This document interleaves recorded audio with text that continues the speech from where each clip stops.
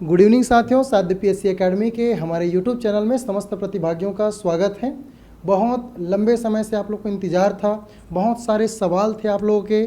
उन्हीं सभी प्रश्नों पे आज हम मेरे साथ साहू सर जुड़े हुए हैं, मैं हूं, और हमारी विशेष चर्चा चलेगी। विभिन्न मुद्दों पे आपके प्रश्न सीधे होंगे, जवाब हमारा होगा। हमने बहुत सारे सोर्सेस से, डीपीआई से, जेडी से और शिक्षा विभाग से बहुत सारे मंथन करने के पश्चात इन चीज़ों को आपके सामने लाए हैं, और बहुत सारे जो प्रश्न हैं वो बिल्कुल आपके समाधान, आपके निदान के लिए होंगे। स्वागत है सर। तो सबसे पहला प्रश्न सर, आपकी जो शिक्षक भर्ती होने वाली है 12,489 के बाद जो 5,000 शिक्षक भर्ती सरकार करने जा रही है, तो इसमें जो बैकलॉग के पद बचे हुए हैं सर, इसके बारे में थोड़ा सा बताएंगे। क्या नई भर्ती में इसका एड ऑन हो सकता है? बहुत बहुत धन्यवाद राकेश सर। आप देख रहे हैं कि शिक्षक भर्ती को लेकर बहुत सारी बातें मंथन हो रही हैं, तो इसमें खासकर बैकलॉग के बारे में बात करें तो पिछली जो भर्ती हुई थी लगभग आप जानेंगे तो उसमें लगभग 12,489 पदों पर भर्तियां हुई थी, और उसमें आप सभी जानते हैं कि उसमें बीएड जो सहायक शिक्षक थे उनको जब बर्खास्त कर दिया गया तो सहायक जो शिक्षक है उसका पद खाली हो गया, और उनकी जगह जो है जो डीएलएड वाले थे उनको जो है वहाँ पर प्राथमिकता दी गई और उनको जो है प्रयोगशाला शिक्षक के रूप में जो है पदस्थ किया गया। इसके बावजूद भी जो जानकारी हमें मिली है तो खासकर जो आपका वर्ग 3 कह सकते हैं, वर्ग 3 यानी कि सहायक शिक्षक आप जानते हो, इसमें लगभग 2,000 पद खाली बताया जा रहा है 12,489 जो एग्ज़ाम हुआ था उसमें से। और वर्ग 2 में अगर देखा जाए तो लगभग उसमें 900 पद खाली बताए जा रहे हैं। जो पिछले बार भर्ती हुई थी उसमें 900 पद में भर्ती नहीं हो पाई, तो इस प्रकार से अगर देखा जाए तो लगभग जो है 2,500 से 3,000 जो है बैकलॉग के रूप में पद खाली हैं। और ये जानकारी बिल्कुल ऑथेंटिक जानकारी है, लगभग 2,500 से 3,000 पोस्ट खाली है। कारण ये कि जब बीएड बर्खास्त शिक्षकों को जब हटा के जब प्रयोगशाला शिक्षक में शामिल किया गया तो उनके पूरे पद खाली हो गए, और जब डीएलएड वालों को बुलाया गया तो वो लोग को केवल फर्स्ट काउंसलिंग बुलाया गया। उसके बाद फर्स्ट काउंसलिंग में पर्याप्त शिक्षक तो आए नहीं थे, तो बाकी जो काउंसलिंग होनी थी वो अभी तक हुई नहीं है, जिसकी वजह से वो पद खाली हैं। अब सरकार जो है इसमें खासकर 5,000 जो शिक्षक भर्ती ला रही है, आप जानते हो सीएम के मुंह से तो निकल गया 5,000, तो उसके हिसाब से तैयार भी हो गया 5,000 को लेकर जो है पूरा सेटअप तैयार कर लिया गया वित्तीय विभाग। तो आप देखेंगे तो उसमें हर एक बहुत सारे फैक्टर को लेकर अलग अलग विभाग पदों को लेकर जो है एक सिस्टम तैयार किया गया, तो वो तो है। तो बैकलॉग में जो है पद आपके जो है पूरे इतने खाली है 2,500 से 3,000। बहुत बहुत धन्यवाद सर। और ये इम्पोर्टेंट बात थी सर की तरफ से कि जो शिक्षक भर्ती में लगभग 900,000 पद खाली थे, बचे हुए थे तीसरे चौथे लिस्ट के बाद, और सहायक शिक्षक में जो छठवां लिस्ट की जो वेटिंग थी, मतलब वो जो 2,000 पोस्ट खाली गए थे, ये लगभग जोड़ें तो हम लोग 3,000 पोस्ट के आसपास हो रहा है। और ये पोस्ट खाली था क्योंकि बैकलॉग के लिए होने वाला था, लेकिन जो माननीय हमारे मुख्यमंत्री जी इन्होंने अपने घोषणा में बोल दिया था कि भाई 5,000 शिक्षक भर्ती करेंगे, और इधर जो स्कूल शिक्षा विभाग है उन्होंने 5,000 के लिए अपना सेटअप वित्त विभाग को भेज दिया है। उसके बाद सर एक बहुत सारा प्रश्न आ रहा है कि जो पुराने जो बच्चे जो इन्होंने 12,489 पदों के लिए जो ज्वाइनिंग लिया है, जिन्होंने अभी कार्यरत कर रहे हैं बस्तर और सरगुजा संभाग में, और अच्छे से उन लोग पढ़ा रहे हैं, जुड़े हुए हैं स्कूल से, क्या उन बच्चों को एनओसी मिलेगा क्या उसी पद के लिए, या उसके बारे में कुछ डिटेल जानकारी सर? बिल्कुल, इसके लिए भी हम लोगों ने जानकारी प्राप्त करने का पूरा प्रयास किया, विभागीय जानकारी भी लिया। तो इसमें जो जानकारी हमें मिली है, आप जानते हैं कि 12,489 पद में जो बस्तर संभाग और सरगुजा संभाग में शिक्षकों की जो है नियुक्ति हुई कंपटीशन एग्जाम के माध्यम से वो पदस्थ हुए, तो वे अभ्यर्थी के मन में अब ऐसा है कि हम मैदानी क्षेत्रों में भी शिक्षक पद के रूप में आना चाहते हैं। तो उनके मन में ये है कि क्या अभी जो 5,000 शिक्षक भर्ती आ रही है तो उसमें हम लोग जो है अटेम्प्ट कर सकते हैं, क्या हमें विभाग से एनओसी मिलेगा। तो जानकारी जो मिली है उसमें 2 तरीके से जानकारी मिली है। नियम ये कहता है कि अगर आप जिस पद में हैं तो उस पद में आप दूसरी जगह शिफ्ट हो सकते हैं, और या तो दूसरा है कि आप जो है उससे उच्च पद के लिए जो है आप जो है एनओसी प्राप्त कर सकते। तो नियम ये कहता है कि समान पद और उच्च पद के लिए आपको एनओसी बिल्कुल नियमतः मिल सकती है। लेकिन जो दूसरी जानकारी हमें और मिली है, क्योंकि ये जो विभाग है शिक्षा विभाग है, जो कि 7 विभागों की बराबरी करता है, ऐसा बड़ा विभाग माना जाता है शिक्षा विभाग को, क्योंकि आप जानते हैं इसमें लाख से ज़्यादा जो है इसमें कर्मचारी जो होते हैं, तो इतना बड़ा विभाग होता है। तो इस विभाग में जो जानकारी मिली है नियमतः खासकर जो 2 विभाग हैं जो शिक्षा विभाग के कंट्रोल में हैं, शिक्षा विभाग को देखते हैं, वो है कि डीपीआई और दूसरा है सामान्य प्रशासन विभाग जीएडी। ये 2 विभाग का जो है निर्णय अंतिम होगा कि उनको एनएससी नहीं देना है या नहीं देना है। पर फिर भी अगर देखा जाए तो नियम से तो ऐसा है कि समान पद और उच्च पद के लिए जो है NOC मिलता है, और दूसरा ये है कि GAD और आपका जो है DPI ये फैसला अंतिम लेगा। तो इस प्रकार से जो है संभावनाएं पूरी हैं। आप जो है इसके लिए तैयारी कर सकते हैं, मैदानी भाग को लिए भी अटेम्प्ट कर सकते हैं, पर ये जो है खास कर क्वेश्चन मार्क रहेगा कि क्या DPI इस चीज़ के लिए राज़ी होता है, क्योंकि काफ़ी दिनों बाद जो है बस्तर संभाग के पदों की भर्ती के लिए जो है भर्ती लाई गई थी, विशेष रूप से ट्राइबल क्षेत्र के लिए। तो एक वो गौर करने वाली बात है कि क्या सरकार इस पर विभाग डिसीजन लेती है। धन्यवाद।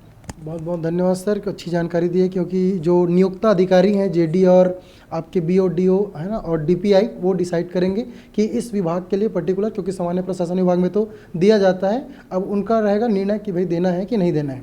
एक सबसे इम्पॉर्टेंट बात आ रहा था सर विषयवार भर्ती को लेके, जहाँ पे सिलेबस में बदलाव देखने को मतलब बार बार ये हो रही है कि सिलेबस में बदलाव हो सकता है कि नहीं हो सकता है, और आने वाला जो शिक्षक भर्ती 5000 उसमें हालांकि मेंशन है कहीं ना कहीं जो JD को वित्त विभाग को जो परमिशन के लिए गया है उसमें स्पेशली डाला गया है। तो इसके बारे में थोड़ा सा सर जानकारी बच्चों को। बिल्कुल, ये हमें इस बारे में भी जानकारी मिली है। तो जानकारी में आप देखेंगे तो पिछले बार जो 12,489 पद भर्ती हुए थे, उससे पहले भी जो भर्ती हुई थी, इनमें ज़्यादातर ऑलमोस्ट कहना चाहिए 70% जो एस्पायरेंट थे कहना चाहिए वर्ग 2 के लिए या शिक्षक के लिए, उसमें 70% जो एस्पायरेंट थे वो साइंस बैकग्राउंड के थे।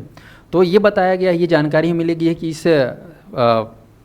शिक्षक वाले में 5,000 शिक्षक भर्ती आप देखिए होगी, उसमें प्रस्तावित जो संशोधित प्रस्ताव था उसमें साफ साफ जो है विज्ञान संकाय को नज़रअंदाज किया गया है और कला संकाय को जोड़ा गया। कारण ये है कि उसमें साइंस पोर्शन में अतिशय शिक्षक है, शिक्षकों की कमी नहीं है साइंस पार्ट में, लेकिन कला सहायक के शिक्षक की बिल्कुल कमी है। इसी वजह से वो इस बार आ नहीं पाया है, और आगे भी थोड़ा सा टाइम लगेगा। जब वहाँ पे तब आ सकता है जब वो लोग प्रमोट होंगे या रिटायरमेंट होंगे, तब वहाँ पे संभावना बनेगी साइंस वालों का। लेकिन कला संकाय की बुरी रिक्तता है, इस वजह से वहाँ पर जो वैकेंसी आप देख पा रहे हैं।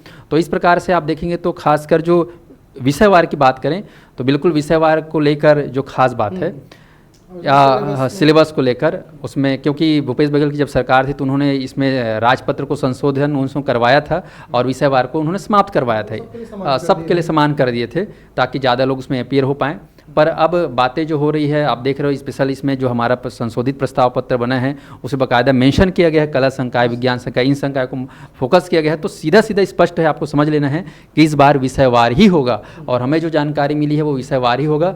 तभी इस तरीके से संशोधन प्रस्ताव पत्र को जो है बनाया गया है, फॉर्मेट को तैयार किया गया है। तो इस हिसाब से आप लोग कला संकाय वाले बिल्कुल अच्छे से एफर्ट लगाइए, क्योंकि बहुत सालों बाद मौका मिला है। और व्याख्याता को लेकर भी मैं एक जानकारी जो हमें मिली है, खासकर व्याख्याता में आप देख रहे हो इस बार बहुत ही खास व्याख्याता में बहुत सारे विषयों को शामिल किया गया है, और द्वितीय चरण में और भी शामिल होगा।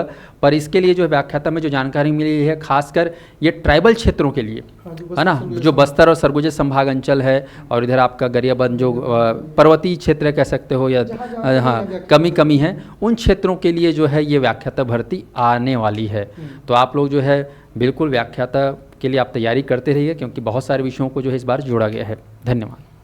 बहुत बहुत धन्यवाद सर। जैसे कि आपने बताया कि कहीं ना कहीं शिक्षक भर्ती जो होगी वो विषयवार होगी, हालांकि सहायक शिक्षक पद के लिए सब समान रहेंगे, इसमें कोई विषयवार भर्ती नहीं। और आपको पता है कि व्याख्याता तो विषयवार ही होती है।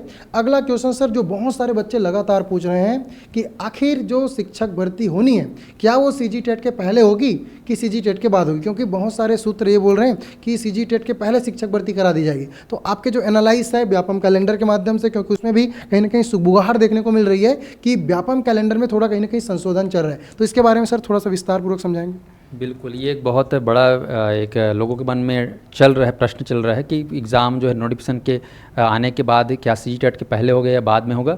तो इसके ऊपर मैंने रिसर्च किया है, जानकारी भी इधर उधर से लेने का प्रयास किया है। खास जानकारी मैं आपको थोड़ा सा कैलेंडर के माध्यम से बताना चाहूँगा कि कैलेंडर में आप देखेंगे तो आप देखिएगा ये जो एग्ज़ाम कैलेंडर है, आप इसमें पाएंगे ये जो एग्ज़ाम कैलेंडर है अभी आप देख रहे हैं जिस प्रकार से समय चल रहा है आपका अगस्त में जो है अभी आपके सामने जो एग्ज़ाम होने वाला है, इसमें आप देखेंगे तो खास कर ये जो एग्ज़ाम है ये 21वां नंबर देखिएगा, 21वां नंबर है ना, जो कि 31 अगस्त को है। और आज देखोगे तो 20 अगस्त है, और जानते हो अभी तक तो कुछ आया हुआ है नहीं है, तो 20 अगस्त तक पहले। सबसे बड़ी बात एक चीज़ मैं आपको कहना चाहूँगा, सबसे ख़ास बात है, बिल्कुल बिल्कुल अब आपको और स्पष्ट पता चलेगा। हाँ, एक चीज़ खास ध्यान दीजिएगा कि शिक्षक भर्ती जो होगी आगामी, आपको ध्यान रखना सबसे बड़ा जो रीज़न है इसमें शिक्षक भर्ती में इस बार संशोधन होगा। संशोधन जो होगा आपको ध्यान रखना है, इसमें शिक्षक भर्ती में जो संशोधन होगा, एक तो विषयवार होगा। तो जो विषयवार है यहाँ पर ये चीज़ आपको ध्यान रखना है, इसका मतलब समझना है कि विषयवार अगर कराएगा तो राजपत्र में संशोधन करना पड़ेगा, राजपत्र में संशोधन करना होगा। फिर उसका फिर संशोधन के बाद अधिसूचना जारी होगा, अधिसूचना जारी होने के बाद जो है फिर जो है उसका सिलेबस भी अपडेट किया जाएगा। तो ये जो काम है एकदम से 2-3 दिन का काम नहीं है, हफ्ते 15 दिन लगते हैं इसको करने में, तो हफ्ता 15 दिन इसमें समय लगेगा, ठीक है। तो विषयवार को लेकर संशोधन और यहाँ पर सिलेबस को लेकर जो है अपडेट होगा, वो इसमें कम से कम आप 10 से 15 दिन लगना एकदम तय है। तो यहाँ पर आप देखेंगे खास जो मैं आपको जानकारी देना चाहूँगा, तो ऐसे में आपका जो है अगस्त तो निकल गया पूरी तरीके से, आप देखोगे शिक्षक भर्ती में जो खास ये चीज़ है यहाँ पर ये 31 अगस्त, ये आपका 31 अगस्त। इसके बाद आप देखेंगे सितंबर, तो सितंबर में आप देखेंगे कौन कौन से एग्ज़ाम है, आप देख सकते हो यहाँ पर 9वां महीना में आप देख रहे हो, 9वां महीना में 3 एग्ज़ाम है बाकायदा, सहकारिता में अपेक्ष बहुत है, अब पुलिस का है और आपका स्वास्थ्य सेवा, तीनों ही संवेदनशील क्षेत्र है। ये किसान से जुड़ा हुआ है, ये आपका सुरक्षा पुलिस से जुड़ा हुआ है और स्वास्थ्य, तीनों एकदम खास चीज़ें हैं और सरकार को इसकी बहुत ज़रूरत है। तो आप देखोगे 7 तारीख को, 14 तारीख को, 21 तारीख लगातार मतलब बैक टू बैक हर संडे को क्या है एग्ज़ाम है, ठीक है। 7, 14 और 21 बच जाते हैं। उसके बाद आपका 28 तारीख को, 28 सितंबर, तो एक रविवार से तो होने वाला नहीं है। ध्यान रखिएगा शिक्षक भर्ती में सबसे बड़ी बात जो है आप देखोगे तो उसमें सहायक शिक्षक, प्रयोगशाला शिक्षक, व्यायाम शिक्षक, योगा शिक्षक और आपका जो है लेक्चरर, व्याख्याता में आप देख रहे हो 10-12 सब्जेक्ट होने वाले हैं। तो इसको कराने के लिए कम से कम जो है 1 महीना पूरे लगेंगे, कम से कम 4 रविवार तो लगेंगे नहीं, यही लगने हैं। तो वो 4 रविवार यहाँ पर तो सितंबर में दिख ही नहीं रहा है, सितंबर में दिख नहीं रहा है। और संशोधन इसको इसलिए नहीं किया जा सकता क्योंकि ये पुलिस विभाग है जिसके लिए कितनी सारे प्रयास की गई हैं, स्वास्थ्य विभाग बहुत ज़रूरी है और एक किसानों के लिए जो सहकारी बैंक में जो क्लर्क है ये भी बहुत ज़रूरी है। इसके बाद आते हैं सीधा आपका अक्टूबर जानेंगे। इसमें तो 2 एग्ज़ाम दिख रहे हैं, एक 12 तारीख को और 26 तारीख को। लेकिन इस बार अक्टूबर आप देखेंगे तो बड़ा राष्ट्रीय त्यौहार है, जैसे कि दीपावली आप जानते हो, कब से दशहरा जैसे त्यौहार है। तो दशहरा और दीपावली के चक्कर में कई सारे शासकीय अवकाश होने की वजह से काम प्रभावित होगा। तो ये आपके जो अक्टूबर जो दिख रहा है महीना, यहाँ पर कराना किसी भी हाल में संभव नहीं, क्योंकि ऑलरेडी 2 एग्ज़ाम यहाँ पर आपको दिख रहा है, एक आपका स्वास्थ्य सेवा में अलग से अलग और पीएचई में अलग से। इसको हटाना भी चाहेंगे तो भी अक्टूबर में दीपावली के समय में एग्ज़ाम नहीं करा सकते, पॉसिबल ही नहीं, बिल्कुल महीने भर का समय। इसके बाद अक्टूबर निकल के आते हैं नवंबर रजत जयंती मनाएंगे, 25 साल पूरा हो करके दुनिया भर की तैयारी चलेगी, जानते हो सरकार लोग अपने ही अपना उपलब्धि को गिनाते रहेंगे, आप सभी जानते हो। लेकिन फिर भी नवंबर में 3 जो है रविवार कह सकते हो बिल्कुल बुक है, 9 तारीख, 23 तारीख और 30 तारीख। 9 तारीख को आप देखेंगे तो यहाँ पर संचालक स्वास्थ्य सेवा के अंदर ग्रामीण स्वास्थ्य संयोजक की भर्ती होनी है, हैंडपंप तकनीशियन की होने वाली है और यहाँ पर मुद्रण लेखन विभाग में तो बहुत सारे अलग अलग पार्ट में भर्तियाँ होंगी। तो 9 नवंबर, 23 नवंबर, 30 नवंबर, 3 रविवार बुक है। एक महीना में 4 रविवार होता है जिसमें से 3 आपका 90% फुल है आपका। तो नवंबर भी चांस बहुत ही कम है, हालांकि नवंबर में पीएससी के माध्यम से कैलेंडर जारी होगा, पर यहाँ पर व्यापम में खाली दिख नहीं रहा है। उसके बाद आप देखते हैं सीधे नवंबर बाद दिसंबर में देखेंगे तो 3 एग्ज़ाम यहाँ पर बिल्कुल मेंशन है, जिसमें से अमीन पटवारी बहुत बड़ा एग्ज़ाम है और बहुत सालों बाद हो रहा है, अमीन 7-8 साल बाद। उसके बाद हाई कोर्ट अपने आप में एक बहुत बड़ी संस्था है तो उसके अनुवादक के लिए, और उसके बाद केमिस्ट। तो 3 एग्ज़ाम जो है वो आप कहाँ दिख रहे हैं, बाकायदा दिसंबर में दिख रहा है। बच गए 1 रविवार, तो 1 रविवार से तो होने वाला नहीं है। और इसके बाद फिर जनवरी है ना, और फरवरी। जनवरी में जानते हैं कि जितने भी शिक्षा विभाग हैं स्कूलों में प्रैक्टिकल एग्ज़ाम, बहुत सारे एग्ज़ाम चलते रहते हैं, 9 वर्ष रहता है। और फरवरी से तो फिर जो है ये CGTET का डिक्लेयर है 1 तारीख को, कह सकते हो 1 फरवरी को। तो बच जाता है आपका मार्च, अप्रैल, मई। मार्च में आप सभी जानते हो कि बोर्ड एग्ज़ाम होता है, अप्रैल में लोकल एग्ज़ाम होता है। स्कूल जो है चाह कर भी स्कूल में एग्ज़ाम नहीं हो सकता, तो बोर्ड एग्ज़ाम की वजह से सब क्या रहेगा, फिक्स रहेगा। तो पूरी जो संभावनाएं जो नज़र आ रही है कैलेंडर हिसाब से, वो है आपका अप्रैल मई। और ये अप्रैल मई जो समय मिलेगा इसमें जो है पर्याप्त समय मिलेगा, तो उस अप्रैल मई के हिसाब से जो है एग्ज़ाम हो सकता है। क्योंकि मैंने कहा ना कि शिक्षक भर्ती के लिए जो है संशोधन होगा, नया नोटिफिकेशन आएगा, सारा चीज़ आएगा। पर फिर भी एक जो जानकारी जो जैसा रिसर्च करके हमको जो जानकारी पता चल रहा है, जो हमें लगता है कि शिक्षक भर्ती को लेकर सबसे पहले जो आएगा वो आएगा एग्ज़ाम कैलेंडर जी, क्योंकि इसमें संशोधन की भी बात चल रही है तो पहले उसको डालना पड़ेगा एग्जाम कैलेंडर में कि भाई इस तारीख को हम लोग शिक्षक भर्ती, सहायक शिक्षक भर्ती, विभिन्न जो एग्जाम्स है वो कंडक्ट कराएंगे। बिल्कुल एग्जाम कैलेंडर आप अभी देखोगे, अभी पड़ोसी जैसे कि MP देख लो, बिहार देख लो, यूपी देख लो, बहुत सारे राज्यों में शिक्षक भर्तियां जो हो रही हैं उनमें पहले वो एग्ज़ाम कैलेंडर में वो शामिल हुआ, सिर्फ ये बताया गया कि एग्ज़ाम इस दिन होने वाला है करके, ऐसा करके जानकारी मिला। तो ऐसे ही सिर्फ हमें पहले, जैसे आप जानते हो अभी सीजी टेट का एग्ज़ाम कैलेंडर आया, अगले साल का आ गया 2026 में शुरू के 4 महीने का। तो ऐसे ही एग्ज़ाम कैलेंडर हमको पहले दिखेगा, एग्ज़ाम कैलेंडर, फिर उसके बाद उसके नियमों को विस्तृत जानकारी, विस्तृत विज्ञापन, वो सारा चीज़ को वो लोग मेंशन करेंगे। तो उसके लिए हमको इंतज़ार करना पड़ेगा। तो खास मैं दिखाना चाहूँगा कि ये जो चीज़ें हैं अप्रैल मई खासकर जो है एग्ज़ाम होने की जो संभावना है, तो ये जो कैलेंडर आप देख के समझ सकते हैं सारा चीज़। बाकी जनवरी फरवरी मार्च का तो आप देख ही सकते हो। तो संभावना ये है अधिक से अधिक कि अप्रैल मई में हो सकता है। अगर इसके पहले अगर करना चाहे तो इतने सारे एग्जाम को उठा पटक करना पड़ेगा, कॉम्प्लिकेटेड भी है। हाँ, और व्यापक के सामने बहुत सारे चैलेंजेस भी रहेंगे। बिल्कुल। अभी एक जानकारी और मिली कि कोरबा में जानते हो वहाँ पर पावर प्लांट बन रहा है, वहाँ के लिए बहुत सारे स्टाफ की कमी है। तो वहाँ की भर्ती को लेकर सरकार तो एग्री है, लेकिन व्यापम को जब लेटर भेजा गया कि हमें इसका परीक्षा कराना है, तो व्यापम ने साफ मना कर दिया कि हमारे पास अभी इस समय का एग्ज़ाम कैलेंडर जो है पूरा फुलफिल है, अभी नहीं करा सकते। ये बात सामने नजर आई। तो समझ सकते हैं कि व्यापम का जो शेड्यूल बिल्कुल व्यस्त है। और शिक्षक भर्ती तो बहुत बड़ा एग्ज़ाम है जिसको करने के लिए व्यापम के पास पूरा एक पर्याप्त समय चाहिए, तभी जो ये चीज़ हो सकता है। और उससे पूर्व तैयारी में नियमावली, ये सारे संशोधन, सारी चीज़ होने वाले हैं। तो इस हिसाब से अगर देखा जाए तो नोटिफिकेशन कैलेंडर ग्रुप में पहले आएगा, फिर उसके बाद एग्ज़ाम होगा। और एग्ज़ाम होने की जो संभावना जो नज़र आ रही है वो है आपका अप्रैल मई में खासकर। धन्यवाद। बहुत बहुत धन्यवाद सर। जैसे कि आपने रिसर्च किया, एनालाइज किया, और लगभग मैं सभी बच्चों से आह्वान करूंगा कि जैसे कि आप देख पा रहे हैं, अपना कदम बढ़ाइए। आपके पास जो भी पॉलिटिशियंस हैं आसपास, उनसे बिल्कुल रिक्वेस्ट कीजिए कि जल्द से जल्द आप शिक्षक भर्ती कंप्लीट करें।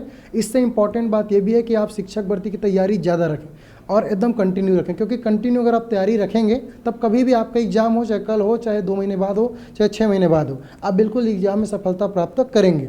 सबसे बड़ा एक और मुद्दा है सर शिक्षक भर्ती की तैयारी के लिए, कि बहुत सारे बच्चों का कमेंट आ रहा था कि शिक्षक भर्ती के लिए कोचिंग करें कि ना करें, और इसकी तैयारी कैसे कैसे कर सकते हैं, क्योंकि बहुत सारे बच्चे जो नए हैं, इसके लिए थोड़ा सा चर्चा करेंगे सर। देखिए, ये तो स्वविवेक की बात है कि आप कितना सहज महसूस करते हैं तैयारी के लिए। हर किसी का बैकग्राउंड अलग अलग होता है, तो ये नियम भी हर किसी के लिए अलग अलग होता है। सबके लिए आप एक तराजू में नहीं तोल सकते, ये गलत है। हम जब सेट भी पढ़ाते हैं, शिक्षा भर्ती पढ़ाते हैं, तो सब अपने आप में यूनिक होते हैं। ऐसे ही हर स्टूडेंट अपने आप में यूनिक होता है, सबके लिए अलग अलग जो है तरीके होते हैं। मेरा ये मानना है कि जो अपने आप को खुद को कमज़ोर समझता है थोड़ा बहुत, उनको लगता है कि मार्गदर्शन की आवश्यकता है, तो मैं चाहूँगा कि ऐसे लोग ज़रूर जो है मार्गदर्शन ज़रूर लें। मार्गदर्शन लेने में कोई बुराई नहीं है, लेकिन लगता है मेरे पास पर्याप्त स्टडी मटेरियल, मैं खुद से पढ़ के समझ सकता हूँ, तो बिल्कुल मार्केट में जो है ऑनलाइन ऑफलाइन में मटेरियल कोई कमी नहीं है, आप उसके माध्यम से तैयारी कर सकते हैं। पर जो सबसे ज़रूरी है कि मूल्यांकन और आकलन हो या मूल्यांकन, ये बहुत ज़रूरी है कि आप कितने पानी में हैं, कितने लेवल पे हैं। तो इसके लिए आप जो है टेस्ट जरूर दिलाएं, मॉक टेस्ट जरूर दिलाएं, और आप थोड़ा ऐसे जगह दिलाएं जहां पर संख्या थोड़ी ज़्यादा हो, ताकि आप 50 के बीच में आप कंपेयर करेंगे तो उतना मज़ा नहीं आएगा। आप कंपेयर करिए 100, 500, 1000 में, तो 500, 1000 के बीच में आप कंपेयर करेंगे तो आपको समझ में आएगा। तो शिक्षक भर्ती में जानते इतने सारे एस्पायरेंट इसमें शामिल होंगे, तो मूल्यांकन आकलन के लिए एक सही रणनीति के लिए साथ जो है बैठे, निष्पक्ष होकर जो है तैयारी कर, निष्पक्ष होकर दिलाएं, पारदर्शिता के साथ। तो ऐसा मॉक टेस्ट जरूर दिलाएं, और वो चीज़ें संस्थान तो कराएगी। लेकिन कोचिंग की बात यही है कि अगर कोचिंग करते हैं तो जो एक बेनिफिट है कि जैसे कि शिक्षक होते हैं, शिक्षक क्या करते हैं, हर सब्जेक्ट का मेहनत करके आपको सीधा आपको जो चीज़ें सटीक चीज़ चाहिए, जो चीज़ें आपके लिए ज़रूरत है, उसी जो आपको परोस देता है, आप उसको जो है आपको दिमाग में आप प्रैक्टिस करना होता है। तो इससे आपका जो वर्क है वो बहुत स्मार्ट हो जाता है। और आज देखोगे शिक्षा भर्ती का जो सिलेबस इतना काफ़ी बड़ा है, बहुत सारे सब्जेक्ट हैं, तो उसमें काम करने के लिए बहुत समय चाहिए, हर की चाहिए, हेल्पिंग हैंड चाहिए। तो कोचिंग एक ऐसा चीज़ है जिसमें आपको मदद मिलता है, लेकिन करना तो आपको स्वयं को रहता है, मेहनत खुद को करना रहता है, लेकिन वो गाइडेंस आपको बूस्ट करने का काम करता है। क्योंकि कंपटीशन आज के समय में इतना ज़्यादा है कि एक एक नंबर पॉइंट से जो है लोग जो है आगे पीछे होते हैं। तो इसी वजह से जो है अगर लगता है आपको बेहतर जो आवश्यकता है तो कर सकते हैं, otherwise self study the best है। लेकिन उसके लिए भी मार्गदर्शन की ज़रूरत होती है, बिना मार्गदर्शन के कोई कुछ कर नहीं सकता है ना। मार्गदर्शन कोई ऑनलाइन से लेता है, कोई ऑफलाइन से लेता है, कोई बड़े भैया से लेता है, तो कोई परिवार वालों से लेते हैं, लेकिन मार्गदर्शन लोग लेते ही हैं। तो मार्गदर्शन आप जरूर लीजिए, चाहे किताब का लीजिए, चाहे किसी शिक्षा का लीजिए, पर वो चीज़ को ध्यान रखिए। धन्यवाद। जी सर, बहुत बढ़िया बात बोले आपने कि सही अनुशासित रहने के लिए, सही मार्गदर्शन में मेहनत करने के लिए, और आप जैसे बताया कि हार्ड वर्क की जगह में आपको एग्जाम निकालने के लिए स्मार्ट वर्क की ज़रूरत है, और जो कि बहुत इंपॉर्टेंट है ना। और वो स्मार्ट वर्क तभी पॉसिबल है जब आपकी वो धीरे धीरे आता है, मतलब एक ही बार में आपके अंदर स्मार्टनेस नहीं आएगा। तो उसके लिए आप विभिन्न उपाय अपना सकते हैं। तो चाहे तो उसके लिए टेस्ट सीरीज अपना सकते हैं, क्लासेस अपना सकते हैं। साध्य PSC एकेडमी अपने मोबाइल एप्लीकेशन पे हमर गुरुजी बैच शिक्षक भर्ती, सहायक शिक्षक भर्ती के लिए शुरू कर चुकी है। तो अगर आप लोग अभी तक कोचिंग ज्वाइन नहीं किए हो, किसी कारणवश रुके हुए हो, तैयारी को अपना नया अंजाम देना चाहते हो, तो हमारे साथ जुड़ के अपनी तैयारियों को परख सकते हैं, संजो सकते हैं और अपनी सफलता सुनिश्चित कर सकते हैं। पिछली बार जब भर्ती हुई थी 12,489 पद, उससे पहले 14,500 पद, लगभग 2017 से साध्य PSC एकेडमी लगातार शिक्षक भर्ती में बहुत सारे बच्चों को चयनित कराए हुए हैं। CGTET ने बहुत सारे बच्चे पात्र भी हुए हैं, अलग अलग एग्जाम में अलग अलग तरीके से सफलता अर्जित किए हुए हैं। और हम कोशिश भी करेंगे कि आने वाले जो 5,000 शिक्षक भर्ती है उसमें ज़्यादा से ज़्यादा सिलेक्शन साध्य PSC एकेडमी की टीम दे। इसी के साथ हम लोग विदा लेते हैं। बहुत बहुत धन्यवाद सर। जय हिंद, जय भारत, जय छत्तीसगढ़।